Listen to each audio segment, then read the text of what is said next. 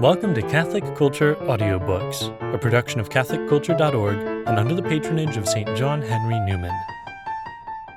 Today's reading, Campion's Brag, or Challenge to the Privy Council, by St. Edmund Campion, narrated by James T.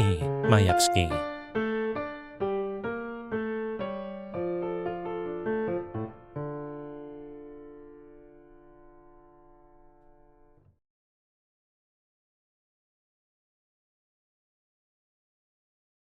To the Right Honourable, the Lords of Her Majesty's Privy Council. Whereas I have come out of Germany and Bohemia, being sent by my superiors, and adventured myself into this noble realm, my dear country, for the glory of God and benefit of souls, I thought it like enough that, in this busy, watchful, and suspicious world, I should either sooner or later be intercepted and stopped of my course. Wherefore, providing for all events, and uncertain what may become of me, when God shall haply deliver my body into durance, I supposed it needful to put this in writing, in a readiness, desiring your good lordships to give it your reading, for to know my cause. This doing, I trust I shall ease you of some labor, for that which you otherwise must have sought for by practice of wit, I do now lay into your hands by plain confession, and to the intent that the whole matter may be conceived in order, and so the better both understood and remembered, I make thereof these 9 points or articles, directly, truly, and resolutely opening my full enterprise and purpose. 1. I confess that I am, albeit unworthy, a priest of the Catholic Church, and through the great mercy of God vowed now these 8 years into the religion of the Society of Jesus.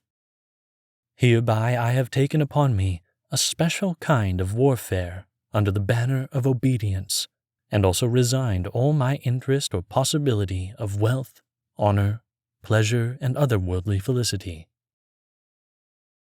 2. At the voice of our General, which is to me a warrant from heaven and oracle of Christ, I took my voyage from Prague to Rome, where our General Father is always resident, and from Rome to England, as I might and would have done joyously into any part of Christendom or heathenness, had I been thereto assigned. 3. My charge is, of free cost to preach the gospel, to minister the sacraments, to instruct the simple, to reform sinners, to confute errors, in brief, to cry alarm spiritual against foul vice and proud ignorance, wherewith many of my dear countrymen are abused. 4. I never had mind, and am strictly forbidden by our Father that sent me, to deal in any respect with matter of state or policy of this realm, as things which appertain not to my vocation, and from which I gladly restrain and sequester my thoughts. 5. I do ask, to the glory of God, with all humility and under your correction, 3 sorts of indifferent and quiet audiences. The first, before your honours, wherein I will discourse of religion so far as it toucheth the common weal and your nobilities.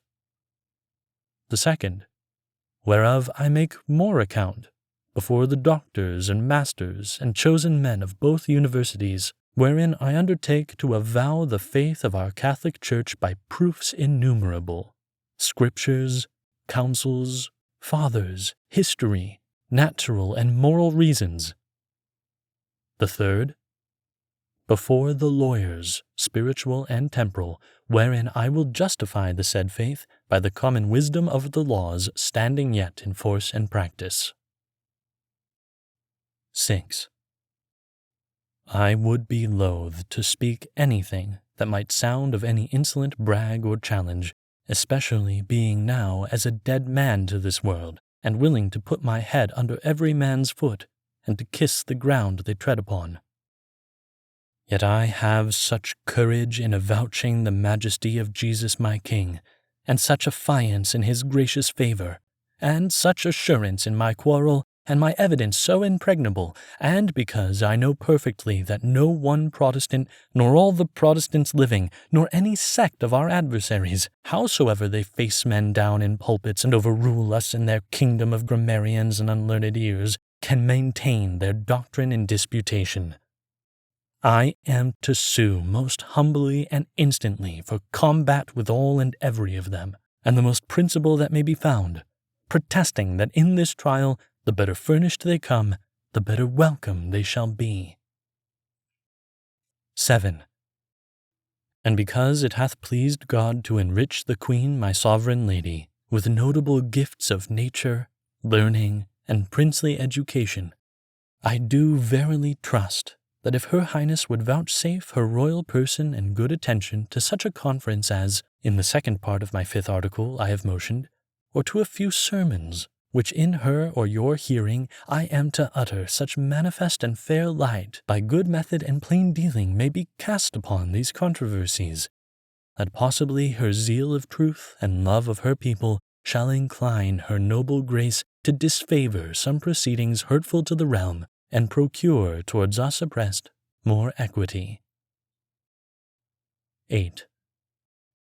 Moreover, I doubt not but you, her Highness's counsel, being of such wisdom and discreet in cases most important, when you shall have heard these questions of religion opened faithfully, which many times by our adversaries are huddled up and confounded, will see upon what substantial grounds our Catholic faith is builded, how feeble that side is which by sway of the time prevaileth against us, and so at last for your own souls, and for many thousand souls that depend upon your government, will discountenance error when it is bewrayed, and hearken to those who would spend the best blood in their bodies for your salvation.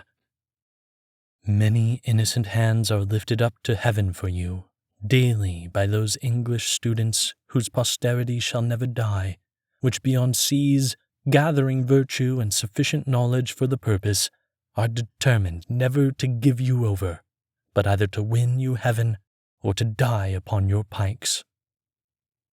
And touching our society, be it known to you that we have made a league, all the Jesuits in the world, whose succession and multitude must overreach all the practice of England, cheerfully to carry the cross you shall lay upon us, and never to despair your recovery, while we have a man left to enjoy your Tyburn, or to be racked with your torments, or consumed with your prisons.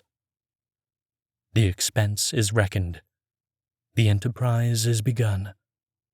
It is of God. It cannot be withstood. So the faith was planted, so it must be restored. 9. If these my offers be refused, and my endeavors can take no place, and I, having run thousands of miles to do you good, shall be rewarded with rigor, I have no more to say, but to recommend your case and mine to Almighty God, the searcher of hearts, who send us his grace, and see us at accord before the day of payment, to the end we may at last be friends in heaven, when all injuries shall be forgotten.